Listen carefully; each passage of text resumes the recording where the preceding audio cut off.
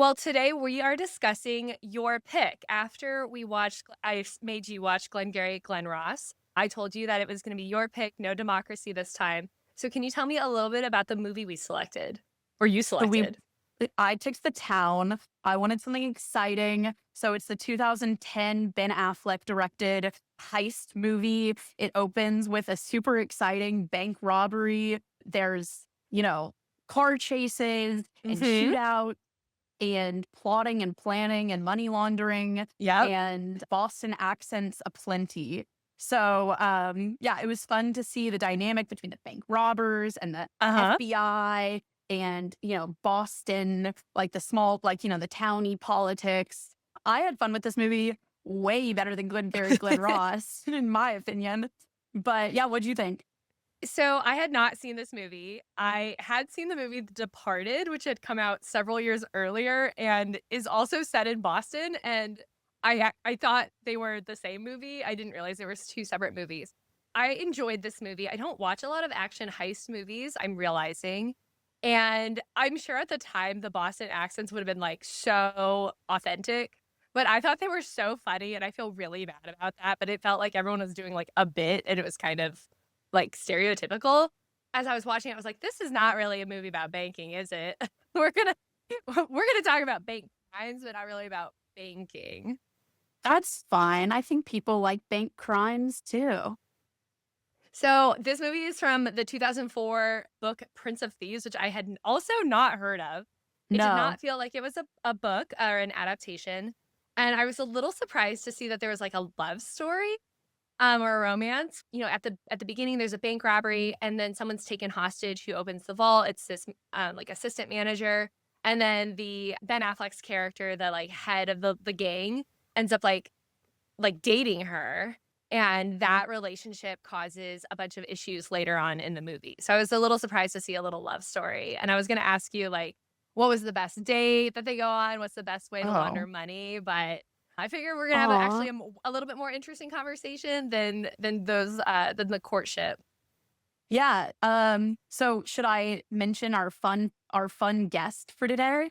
Yeah, please. Okay, so today we're gonna have on Dr. Jerry Clark. He's a former FBI agent. He was in the Oh my FBI for god. more than 20 years, and he led investigations for several bank robberies, several major bank robberies. He wrote several books based on his experiences, Oh, including wow. like a history of bank, like a comprehensive history of bank heists in the United States, and like how bank robberies have like shaped American culture and like American history. He also taught criminal justice or taught in the criminal justice department at Gannon University for 15 years. I connected with Jerry a few years back when I was Okay. writing about bank robbery trends when I was a writer at American Banker. And I mean, he is great. So we're really excited to have him on. So, welcome to Jerry. Jerry, we're really excited to have you here on the podcast to discuss the Thank you. town. Thank you. Very great to be with you today. Hey, Jerry. So, am I under the impression that you watched the bank robbery that we're talking about in the town? Yes, I did. I've seen the movie. Very, very, very entertaining.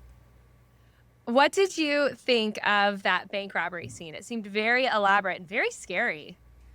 You know, bank robberies are really sort of interesting people. And if you work enough cases, you understand they're either really, really organized or they're really, really chaotic and unplanned.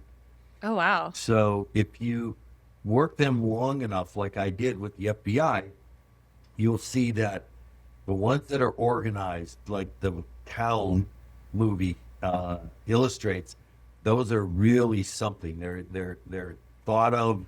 They're pre-planned. They have countdown timers. They have people involved. They have scanners. They have multiple people. So those are really Hmm. fascinating cases to work. I noticed in this robbery, one thing that was a little unusual was the vault, right? So that there's a time lock on the vault, and they've timed it so that it will. And time locks are auto locking mechanisms in a vault that a vault can't be opened before a certain time over the weekend. And so that's how they get, I think, a lot of money. Was that like a normal aspect of a bank robbery, or was that kind of a special thing that these guys brought in? Well, that was sort of special, and it's usually where you have to have some intimate knowledge of that, somebody on the inside that's helping out. And that's again where that pre-planning takes place. And so a lot of times, you know, if you have somebody in desperate straits or a drug user, they're just walking in unplanned, not sure what they're doing, write the notes, sometimes even at the counter teller counter. And it just is sort of real sporadic. But the real pre-planned ones involve some real dedication to what's going on inside. If there's a guard in there, if they're armed, if they're unarmed, you know, what time the manager's in there, what day of the week they have the money in the bowl. So there's a lot of things that go into these on the planning side. Yeah. So for like the one that happened in the town, for well thought out bank robberies, did this feel realistic? Like was there anything that was like that would never happen? Well, I thought it was pretty realistic actually, and whoever they utilized on the you know, inside of the law enforcement end, they definitely had that pre-planning involved that we talked about. I had a similar gang that was robbing in the Cincinnati division of the FBI when I was down there at one point in my career, that did multiple bank robberies and were real planned out like that. Multiple people, they had a scanner, they had a getaway car, they usually stole the car they used for the robbery so that they could start it. So all those things that went involved in the town robbery looked like it was pretty well could have been an actual robbery. There was also some, you know, in the town, they used masks and they used bleach and they took a hostage that seemed really heightened the action and obviously set up our main characters to interact, to meet each other. But is that something that normally happens in bank robberies, or is that just kind of something they did for the movie? Well, the masking is an absolute, some sort of disguise. Almost every time they'll be utilized, unless again it's just a pre-planned, you know, drug addict coming in trying to get money as quickly as possible. But the pre-planned ones, yeah, absolutely masking. The only thing on the hostage side, you really don't want to take a hostage as a bank robber because it creates all sorts of problems at the end. You either have to dispose of them, unfortunately, in a bad way, or they've helped you from the inside. So there's a couple different things about that. I would have never taken a hostage there. So I guess getting behind the scenes. So a bank robbery like this happens. First of all, I was curious about jurisdiction, like the FBI gets involved. You know, tell us a little bit why, and then what your first steps are and like how you go about investigating this. There's a lot of FBI representation in the movie. Obviously the FBI in the movie they're sort of the antagonists, but they do seem quite competent as well. So tell me a little bit about like what that looks like from your angle. You worked a lot in these types of cases. You know, you can even, if you want to give an example too. Yeah, no, I've worked hundreds of bank robberies, and the real most important part is why we get involved. We get involved because banks are insured through FDIC, so that's federally insured banks. And then there's a statute in the U.S. Crimes Code, it's Title 18, 2113, which provides bank robbery as a violation of federal code. So that's how the FBI gets involved. Usually the FBI's real jurisdiction comes from interstate commerce, things that happen between states. And so because banks have money from different states and utilize material from different states, there's interstate commerce, and that, again, back to the FDIC. So I would normally be working as a violent crime agent in the FBI. I would get a call or notification at the office a bank was being robbed. Sometimes it would come over my radio if I'm in the car. Sometimes I would be in the office, and then I would immediately respond to the bank. What did the investigation look like once you got that call? What would you go in and do? And then typically, like, how does the investigation proceed once you've gathered the evidence? Yeah, usually the bank robbery will determine whether the FBI keeps the case or it becomes a state and local case, because it's also can be charged as a state charge or a local charge through just a robbery statute. So sometimes now, and this is sort of new, if it's a note with no violence, no guns shown, sometimes they'll defer to the state and let the state and locals take over the robbery. But if there's some sort of complexity to it where there's guns used, hostages taken, people injured or killed, then, or if it's a multiple serial bank robber where they're done multiple banks and you can sort of tie them together, then the FBI will take over jurisdiction. And usually that's decided by the prosecutor, not by the investigator. For investigation, I mean, what's most helpful? Like what leads to catching the robbers most often? Is there like undercover work? Is it like all on the laptop? Is it like taking prints? I mean, like there's all of that in the movie. I'm just wondering what's most realistic. Yeah. For me, my main goal was to keep everyone that was in the bank in the bank. So that's customers and employees, because I want to interview all of them. Second thing I want to do is secure any surveillance tape, video, or audio that's in the bank. So I would go immediately look at that tape to see who I'm dealing with. Then ingress and egress, right? How they get in, how they get out, usually through the one door of the bank, but there could be other ways. And I want to then bring in my forensic team to do dusting for prints, DNA, and gather any evidence that they have, anything they left behind, such as a note or anything of that nature. And then I start putting it all together, interviewing each of the people independently. I don't want to interview everybody together. I want each teller or each employee of the bank telling me what they saw or what happened. And then I want each employee to tell me. And then I want each customer individually to tell me what happened. I don't want it to be a group effort because I don't want to come to a consensus on anything. I want individual accounts. One of the things that this movie also had that I think complicated the bank robbery was some of the deterrents. So we saw like, I think dye packs, and you've mentioned surveillance, and then there was also like a silent alarm. Can you talk a little bit about some of the things that banks use to make a robbery either less profitable or less successful? And I was looking at some FBI crime stats, and they mentioned in how many bank robberies had occurred in whatever year, how many of those banks had certain things. And the silent alarm was not as prevalent as you would have expected in all of the robberies. So I was a little surprised about that. Yeah, it depends independently on each of the banks. They provide whatever security that they are interested in. So it's not a mandated situation. So if they want to utilize dye packs, which I think are the most outstanding deterrent that you could have, because the bank robber doesn't know if they're getting a dye pack or not, and they will detonate once they leave the bank, and it puts a huge cloud of dye everywhere. Oh, wow. Onto the money, onto them in their car. I've seen them go off in cars. I've seen them go off while people are running. It's really fascinating, and they work very, very well.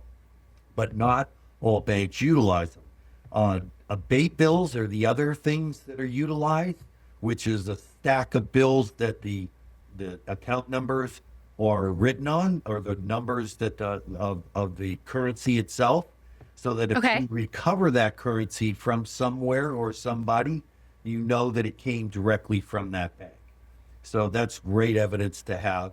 They all should have surveillance footage, whether that's on video in still or in video in motion, but they almost all have those. But I go out and talk to banks about how to stay safe and keep things clear so that the videos are clear.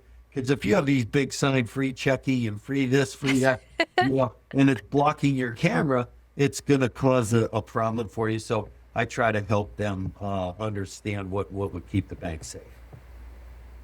Yeah, no, that makes sense. And I mean, I guess in the town, we see them load up the money, like getaway car, drive away.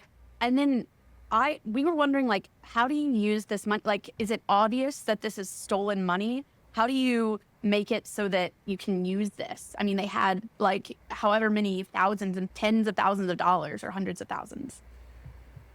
That's a great question. And that's why the town is such an interesting robbery, because if you go in and try to rob a bank and get money out of a teller drawer, you might have $2,000 in a drawer. There's not a lot of money in each drawer. And that's on purpose. So the real good planned bank robbers want to get in the vault. And if you don't get in the vault, you're not going to get real money. And then you have to understand what days there's, an excess amount of money in the vault. So there's a lot of things involved in that question. The bank bills are the only thing that's going to distinguish if that money came from the actual bank. They don't have the bills marked in any way. You're not going to know. So they could go to a casino. They, just like they mentioned in the movie, they could go to a casino. They could go to a bar. They could go to a variety of different places and try to move the money. Some of the wrappers are recovered, and those are great evidence, obviously. So if you find those somewhere, that becomes really important to you. But the money itself, if it's not marked, it's definitely usable money. It's gone. It's gone. Well, I was just thinking about how much time they would have to launder the money, because like you can go to a casino, but you still have to like, that's still like some time, especially if you have a large amount of money that needs to be laundered. Or, at the end of the movie, Ben Affleck, sorry, spoiler for this 2010 movie, Ben Affleck gives his ex-girlfriend a bunch of money which she then donates to the ice rink. And I was thinking like, well, she's a former bank like assistant manager. Did she have to launder that money, or did she just give it straight to the charity who had no questions about how In did cash. you come into? Yeah. Like, it was just like, I was like, I guess we're not answering very many of these money laundering questions of like, how do you clean this much money? And then how Like does Hollywood it re-enter magic. the the financial system? Yeah, you have to legitimize the money. So you have to get it from cash into a legitimate business. A lot of businesses that you don't know how much money's going through it, like delis, for example, pizza shops. How many pizzas do you make? How many pizzas do you sell? Hard to tell, right? Who can know? Well, Who can know yeah, these answers? So in the movie, there is a florist that's involved. So I'm sure that like he was being like that flower shop at the front for some of this Absolutely. too. There's a lot of different businesses like that where you can try to legitimize the money. But it's very difficult now because not cash isn't used like it was in the past, where it kept doing things online. And that's why you're seeing actually a decrease in bank robberies as we go on in time, because the chance and the risk of going into a bank, getting seen, leaving prints, leaving DNA, getting identified is much greater than somebody stealing an account and now doing it from the basement in their mom's house. So it's very much on the decline because there's so many other ways to do it. Catherine interviewed you for an article about trends in bank robberies. And one of the things is this kind of change from like a physical interpersonal bank robbery done in a branch to other electronic cyber-based methods of stealing cash. And, if you take a bank's data for hostage and ransom, you can get some money or a lot of money that way. You could also do social engineering and like trick the bank into transferring. You could do these accounts payable, receivable scams. You can also steal money from the bank customers. And there's some like jurisdictional, were you scammed? Was it theft? Can you talk a little bit about this like digital trend that we've seen? Oh, it's so prevalent now. It's so different, just even in the time from when I joined the FBI to when I retired to even where it is now, where you just see far more digital crime, and the forensic accountants are just sort of booming right now because there's so many different ways that you can steal money without having to take all that risk. And so, yeah, you mentioned a lot of the different scams that are out there, and getting people to hit a link or provide their account number or get access to their account number, stolen credit card numbers. It's just exploding with ways that you can try to steal from people. And it's all internet based. The internet has provided us so much good, but there is so much bad things going on the internet. I was trying to say it in a nice way that you can't believe it, from cases that I worked in child pornography all the way to fraud and bank fraud and financial investigation. So it's just opened a whole new arena for criminal behavior. Yeah, you left the FBI in 2011. Obviously, a lot of cybercrime has boomed since then, but obviously you saw some before that. I guess like the process for catching the bank robbers, like the physical bank robbers, right? The ones who go in with guns and like drive away with cash. That's so different. I mean, I'm wondering, like, can you talk about like catching a specific robber in a physical case and maybe a case, a cybercrime that where you caught someone or didn't or couldn't? Yeah, I can think of several robberies, where we had to start from very much scratch. Certainly the pizza bomber is my, huge sort of biggest case, with being at major case number 203 for the FBI, where the individual robbed the bank with the bomb around their neck, and then the bomb exploded. But that case, again, it's no different from any other bank robbery. You're going to do the same exact things: witnesses, identifications, videos, forensic science, and then putting, all that information together. And what we did then is identify different things that looked interesting through all those different methods I talked about. Yeah. Do search warrants. Search warrants are the absolute greatest way to obtain, more evidence. And so search warrants, until you reach a point where you now have enough to present to either a grand jury or make an arrest. And now you put together a whole case. So I did that on a number of different cases, where we either find the getaway car, find some prints, find somebody who's had stolen the car, anything that we can do. The other thing the FBI does really, really well is link cases. So if you're going to rob a bank, usually there are multiple by the same person. And the FBI does a great job of really putting those cases together to link them by either their MO, so their modus operandi, how they did it. So say, for example, if they're wearing president's masks, like the other bank rob, I love those. Or nun masks. Or Yeah. the masks. I was just going to say, the nun masks from the town, you now link those. Because if you're noticing criminal behavior, if something worked for them once, they're going to try to do it again because they see that it worked.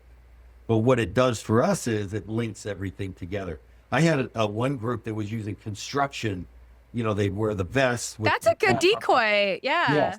And then they'd walk in and rob the bank. And the FBI loves the monikers, right? The Mad Hatter, the person wearing all the different hats, and the cell phone bandit, which was a female, by the way, who was always on the cell phone when the case was happening. And then I had the bucket list bandit too. He was the one that was passing a note saying, "I'm dying of cancer and I need the money." And after we actually tracked him down and arrested him, he wasn't even dying of cancer. How dare he? So lies while he's robbing a he bank. lies while he's robbing the bank. So it's just fantastic. To me, it's one of the best investigative cases you can work are bank robberies. I just really enjoyed them. Oh, is it a dying art though? Now that cybercrime is up, It is. I mean, you don't see it as much anymore. And really, the true planned ones, where they took a lot of effort, they had an inside person, all those different things, but they're still out there because people still want to try.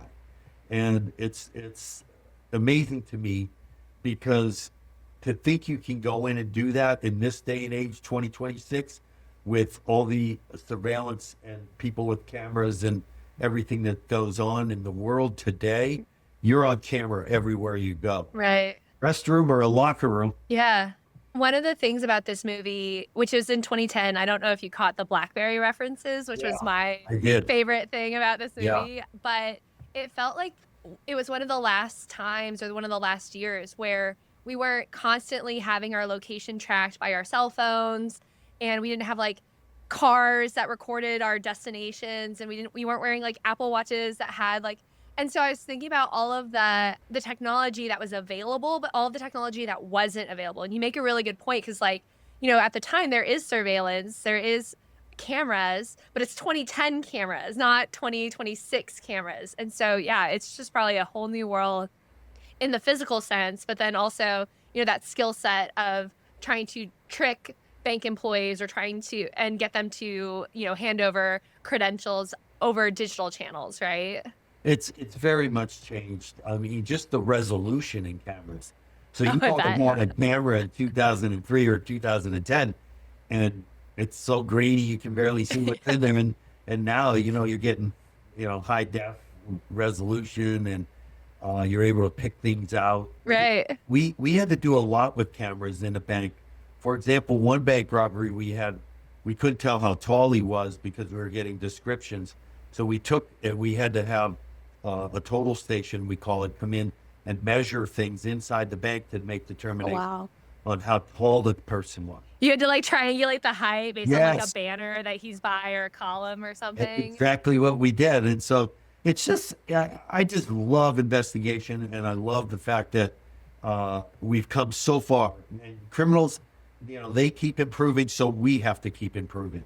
And we have to get smarter, and we have to work together. State, local, and federal agencies need to really blend. I love being on a task force because you took all three of those. So say you had a bank robber that you knew a nickname of, and FBI might not have that in a database, but the state and locals might, because they know their town better, and they're going to say, "Oh yeah, I know that nickname, and he lives over here, and he stays with her." That's Yeah. an important information.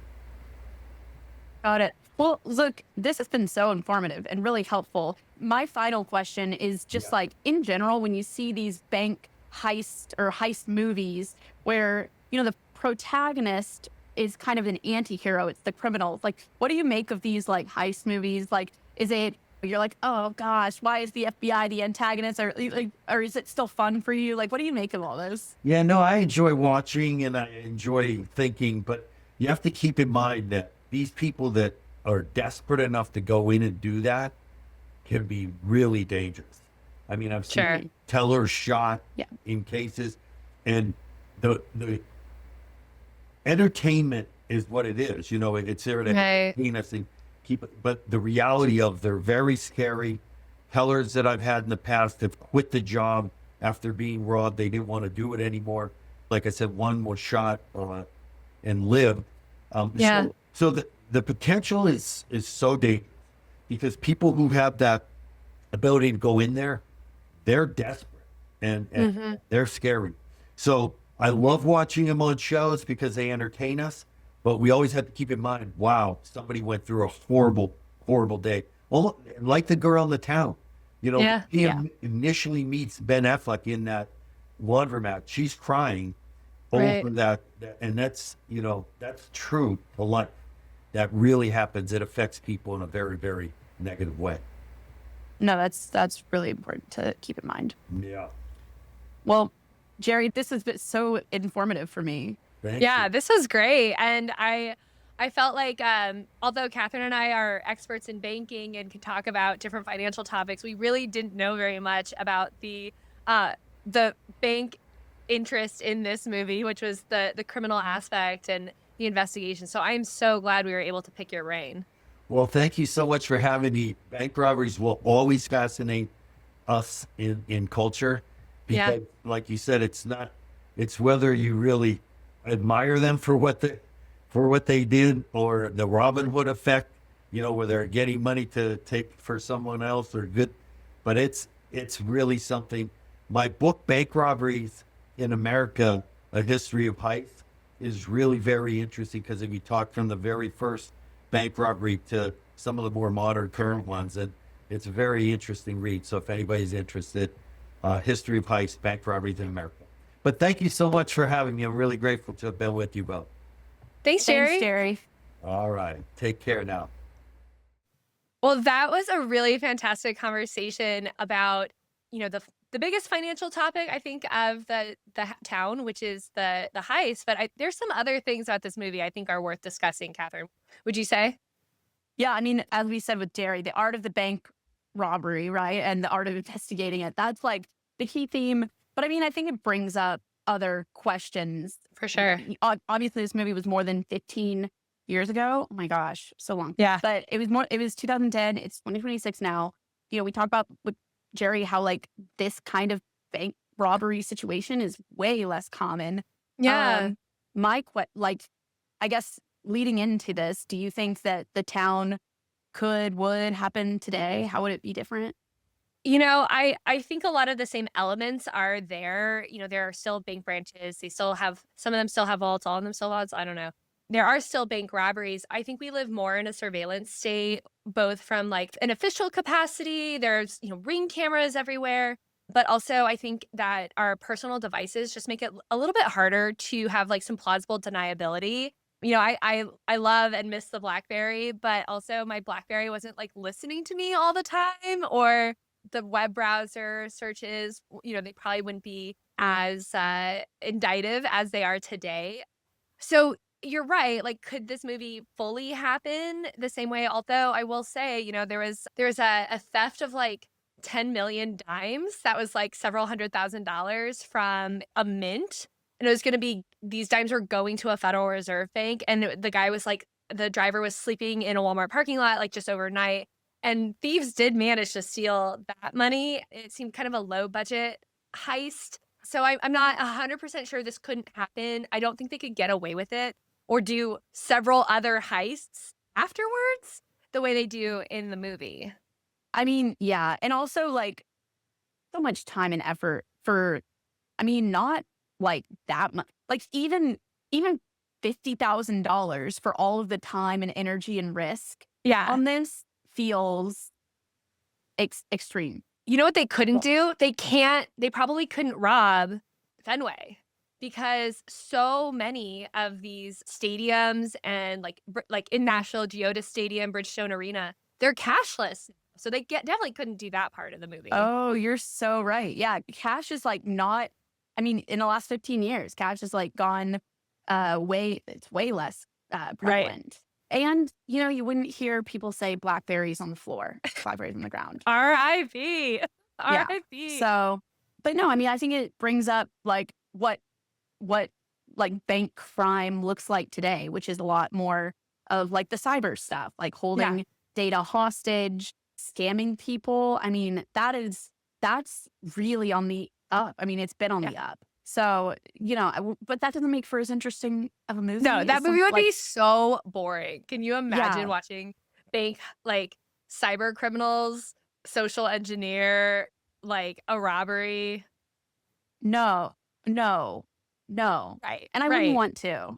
But, love this. This was Ben Affleck kind of, around his peak. He Yeah. did this, he did Argo a couple years after Mhm. this, won the Oscar. So, yeah, this was a great, I enjoyed the movie. But yeah, I enjoyed it. I don't think I would watch it in theaters, but it was a good movie. And I think if we watch more heist movies, it will kind of be fun to compare them to this movie. right. The ensemble cast, Jeremy Renner is a psychopath. Oh my God. The Blake Lively cameo, couldn't stop laughing anytime she was on screen. That was crazy. So, John Hamm, and let me tell you, perfect. yeah, he's great.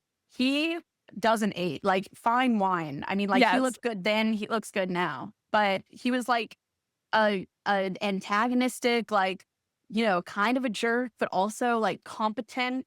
Hmm. Yeah, I that was fun. Well, actually, to that point, do you think, you mentioned competency. Do you think people in this movie were taking care of business or not taking care of business? Love this question. So far, we have watched what Margin Call, Trading Places, Glengarry, Glen Ross. Yeah. I think the people in the town, they are taking care of business more than any of those financial fools. I think the people who are running the heist are taking care. Ben Affleck is absolutely taking He care would of be a really business. good manager. I feel like put this man in middle management at any company. He's going to have everyone working hard, working for their, commissions or bonuses or whatever. He does. It's just bank heist. Yeah. And then I think the FBI is also in this movie, like, on business. They're good. They catch them. I mean, they catch them all except for Ben Affleck. Right. But you gotta leave some intrigue in there. For sure. The What notes on the what car at the end. Yeah. oh, yeah. What did you think? I thought everyone was taking care of business. And unfortunately, we do have a shootout where one group takes care of business a little bit better than the other group, but there is still, Ben Affleck still makes it out. So yes, everyone in this movie is very good at their jobs, is how I would say that. Amen. Yeah, agreed. But yeah, do we have a few fun facts about this movie?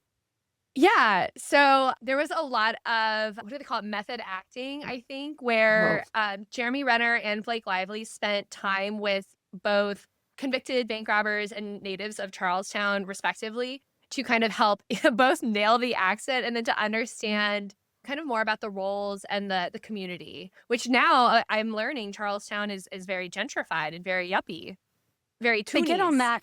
They start to address that in the movie. They say it's gentrifying. Even, you know, when Ben Affleck goes to visit his dad in prison, Yeah, and he's like, "Oh yeah, these Southie gangs. They're trying to show that they're ahead of Charleston," which because Charleston was being more gentrified at the time. I guess. But yeah, I mean, the Boston accents were also chef's kiss. Like, come on, I love that. What about you? What fun facts did you come across? Yeah. So at the beginning, they say like there's a a text on the screen that says like there are over 300 bank robberies in Boston every year, and they all live in a one They square all mile live. neighborhood called in this neighborhood called Charleston. And I mean, I think Charleston had a high density of bank robberies at some point, but by the time this movie came out in 2010, that was not the case. I think I read that like Boston didn't even have 300 bank robberies that That year. year? But Yeah. yeah, and so people, especially people in Charlestown, were like, "What?" So like, Right, right. what? So not the bank robbery capital of the world anymore. And then my own personal bank robbery fun fact that I bring to the table Oh is my that god, I'm from yes. I yeah, this is newsflash, is that it's not that exciting. I'm from Dallas, where Bonnie and Clyde famously were from and died. So Sure. they yeah, big deal. I know exactly where their tumultuous inn came. Mhm. And yeah, that's my That connection is to a bank fun fact. robberies. Yeah.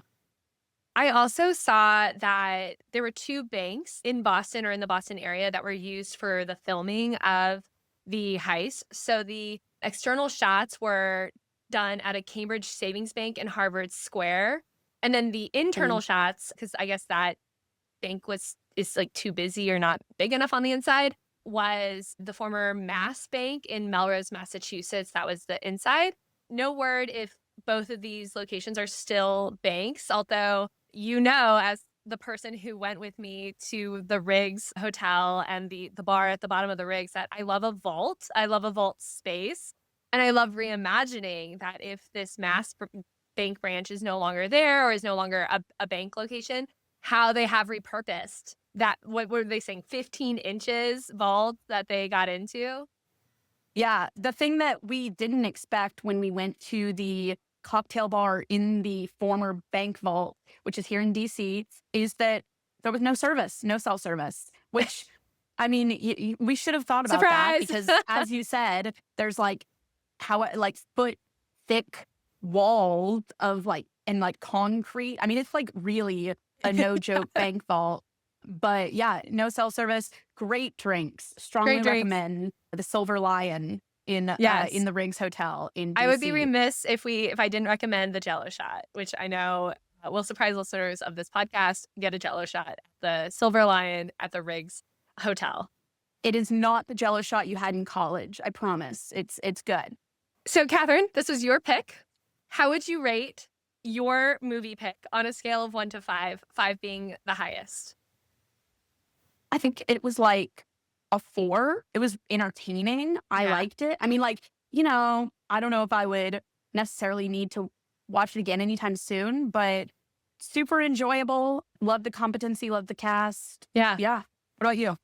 Yeah, it's funny because I don't know what a five-star bank movie looks like for me. I Right. don't think this is it, but I would say this is, like, on a scale of, like, the movie was good and I enjoyed the movie, both 4, maybe 4.25 even. I was entertained. I will say that, like, it wasn't a big thinking movie. I didn't have to look up different financial topics and metrics, and it was clear that it wasn't legal. In some movies, it's been like, "Oh, what's legal, what's not legal," right? So those we get to talk about that sometimes. This was just this was just a ride. Yeah. It was a ride. Yeah, you usually critique the movies more for not having enough financial mishigas, but Right. I mean, this was very minimal. I didn't hear the critique, so clearly it kept you. The money laundering, I just have some questions about the money laundering. I thought could have been touched on a little bit more. The questions about why does the FBI get involved, that was all sufficiently answered for me. And then this is useful for I'm going to write an article eventually about vaults and the time lock and explaining these kinds of things. That was very useful to me to see that. This was really useful for me for when I rob a bank. So I know, I figured. when I come into a lot of money in the near future, don't worry about it. Yeah, Don't have no questions. questions. No questions. Great. Well, it was so good to talk about this movie with you. We will maybe go back to democracy and letting the crowd source with their terrible, terrible taste in movies. But yeah, it was so good to chat with you about this. Yeah, this was fun. Always a pleasure. Can't wait for our next movie. Hopefully it's still a trip, even if we let the people choose. All right, I'll right. talk to you later. All right, bye.